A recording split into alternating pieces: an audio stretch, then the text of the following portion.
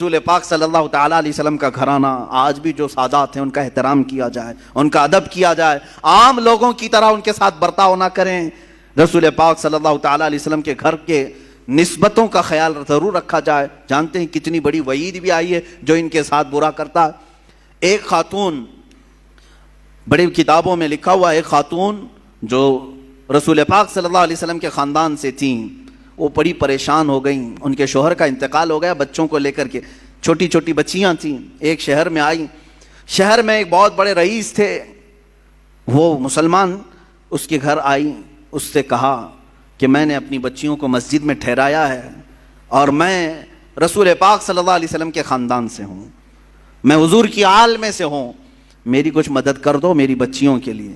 اس رئیس زادے نے، اس امیر زادے نے کہا اچھا اب مانگنے کا طریقہ ایسا بھی آ گیا، تم اگر آل رسول ہو تو کوئی ثبوت دے دو، کوئی پروف دے دو، تم حضور کی آل میں سے کہتی ہو اپنے آپ کو، کیا ثبوت ہے تمہارے پاس؟ وہ خاتون وہاں سے چلی گئی، اس کے پاس سے مدد کی کوئی امید نہیں تھی تو چلی گئی۔ اسی وقت وہ شام میں گزر رہی تھی، بھوک کی شدت تھی، ایک ایسے بوڑھے شخص کو دیکھا جس کے ارد گرد بہت سارے لوگ جمع تھے، پوچھا کون ہے؟ کہا یہ شہر کا ایک مجوسی ہے، آگ کا پجاری ہے، لیکن لوگوں کو دیتا بہت ہے، بانٹتا رہتا ہے۔ یہ خاتون وہاں گئی اور اس سے کہا، اپنا معاملہ بھی بتایا کہ میں حالات کی ماری ہوئی ہوں، پریشان ہوں، میری بچیاں مسجد میں ہیں اور میرا گھر سب ختم ہو چکا ہے۔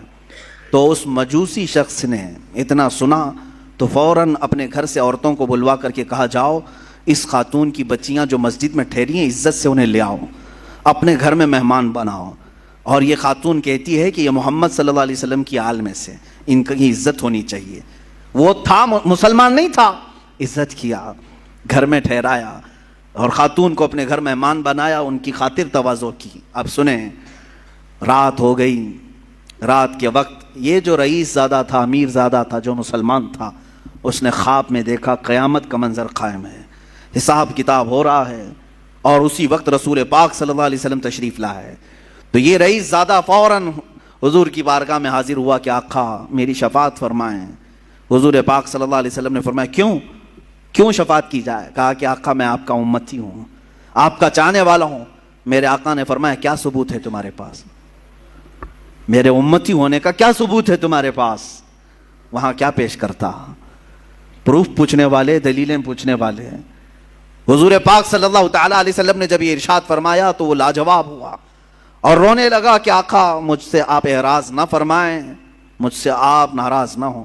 میرے آقا صلی اللہ علیہ وسلم نے فرمایا آج میری ایک شہزادی تیرے گھر آئی تھی، تو نے اس سے اس کے نسب کا ثبوت پوچھا تھا، اس کی مدد نہیں کیا تھا۔ اتنا حضور پاک صلی اللہ علیہ وسلم جلال میں بیان کر رہے تھے کہ اس کی آنکھ کھل گئی، دھاڑے مار کر کے رونے لگا۔ اچھا ایک چیز یہ بھی اس نے دیکھا اسی خواب میں کہ میرے آقا صلی اللہ تعالیٰ علیہ وسلم اسے جنت کی طرف دکھا رہے ہیں، اس مجوسی آدمی کے نام پر جنت میں ایک محل تیار ہے جس کے گھر وہ عورت ٹھہری ہوئی ہے، مجوسی آگ کا پجاری ہے لیکن اس کے نام پر جنت میں ایک محل ہے۔ تو یہ بیدار ہوا، بہت پریشان ہوا، اپنے مصاحبین کو بلایا، اپنے چاہنے والوں کو، اور کہا کہ یہ خاتون آئی تھی فلاں فلاں، کہاں ٹھہری ہے؟ کیا یہ مجوسی اپنے گھر لے گیا ہے؟ سبوں نے تحقیق کی تو پتہ چلا ہاں اس مجوسی کے گھر ٹھہری۔ یہ دوڑا ہوا وہاں پہنچا، گیا اور اس مجوسی سے کہا کل رات جو خاتون تمہارے گھر آئی ہے برائے مہربانی اسے ہمارے گھر بھیج دو، وہ ہمارے مذہب سے ہے، ہمارے دین سے ہے، ہم اسے مہمان بنائیں گے۔ اس مجوسی نے کہا ایسا نہیں ہو سکتا۔ اس رئیس زادے نے کہا 1000 درہم میں تجھے تحفے میں دیتا ہوں، قبول کر لے۔ اس مجوسی نے کہا اس کا 10 گنا بھی دو تو میں اس مہمان کو تمہارے حوالے نہیں کروں گا۔ اس مجوسی نے اتنا اصرار کیا تو یہ پوچھنے لگا آخر اس عورت میں کیا ہے؟ کہا جو تو خواب دیکھ کر آیا ہے وہ سچ خواب دیکھ کے آیا ہے۔ کل جب وہ خاتون ہمارے گھر آئی، ہم رات کے وقت سوئے تھے، خواب میں رسول پاک صلی اللہ علیہ وسلم تشریف لائے ہیں، مجھے اور میرے پورے گھر والوں کو میرے آقا نے خود کلمہ پڑھایا۔ ہم اب مجوسی نہیں ہیں، ہم اہل ایمان میں سے ہیں۔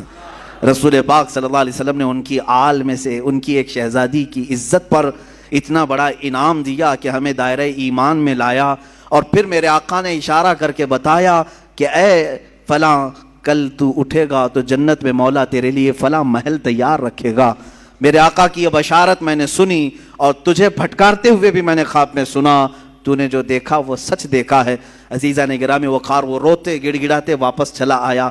زندگی کی کوئی اگر کمائی تھی تو اس نے سوچا کہ سب لگا کر کے حاصل کر لوں، مگر اہل بیت کا احترام نہ کرنے کی وجہ سے ساری اس کی کمائی، ساری عبادتیں ایک طرف رہ گئی اور آگ کا پجاری بازی لے گیا صرف اہل بیت کی عزت اور احترام کرنے کی وجہ سے۔